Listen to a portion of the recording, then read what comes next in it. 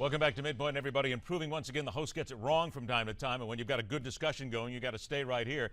Let's welcome back the Director of Policy Studies at the Center for Immigration Studies, Jessica Vaughan. Jessica, I want to turn to something I said a couple of minutes ago about the Hispanic vote, because certainly you sit there, you folks study this. We are told by many people on one side of the fence here, if you will, that Hispanics are dead set against the Republicans. You better pass this immigration reform or we won't vote for you no matter what you say. We then hear from the other side that says, wait a minute, the Hispanic community in America is willing to say, let's look at this logically. Let's deal with this the right way and not flood America with illegals or people who need or people just want to be here for no reason other than to just make a buck, whatever you want to call it. What's the honesty? What's the truth between those two statements?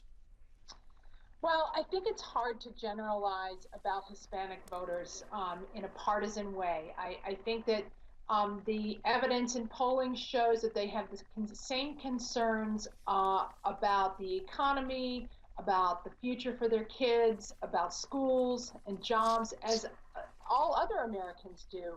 And so, but there is some evidence that they want to find candidates that they can identify with, and that's the real opportunity for Republicans.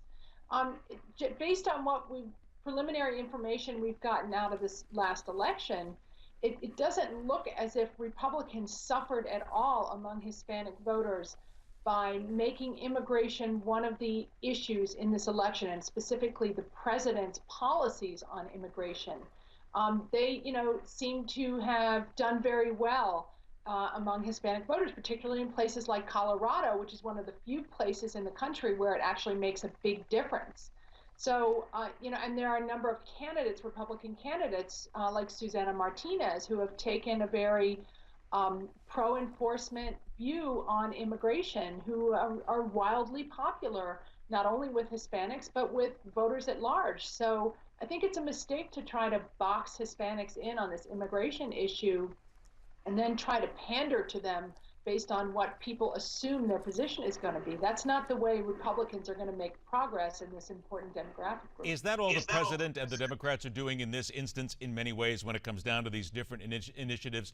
All they're doing is pandering? Well, for them, they have a much more nakedly political agenda.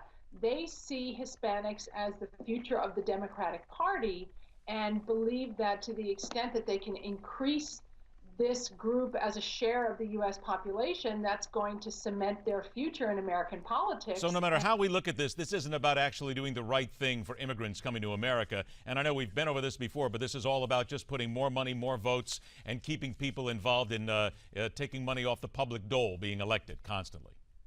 Many Democratic politicians have explicitly said that they see this as the future of their party, that they want to grow that vote at the expense of Republicans. And it's Republicans who are kind of misreading what's going on and thinking that they too need to be like the Democrats, more for amnesty, and that that's going to somehow help them, when the opposite is really the truth, that they need to hold to their principles, and that's what's going to help them appeal to Hispanic voters. Less than a minute that we have here, looking at the makeup now of the new Congress when everybody gets to work here, are you confident that they will be able to either blunt the president's initiative, overwhelm it, or be able to create something that will be that middle ground with or without him? I do think that the Republicans can accomplish that if they go about it the right way, because the last election increased the number of Republicans who are interested in stopping the president's executive amnesty. They want to advocate on behalf of American workers, the American middle class at large, and that they are going to want to stop. They know this amnesty is unpopular. They want to stop it in their tracks, and they're committed to it, and they feel they have a mandate to do so now. There we go. Them. Now, this time, unfortunately, we are really out of time. So, Jessica, I'll tell you once again, thank you very much. We'll look forward to the next time we get to speak. You're welcome.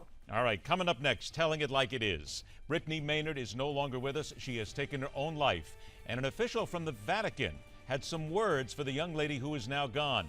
It's time to see if the Catholic Church knows exactly what real courage is. That's coming up here on MidPoint.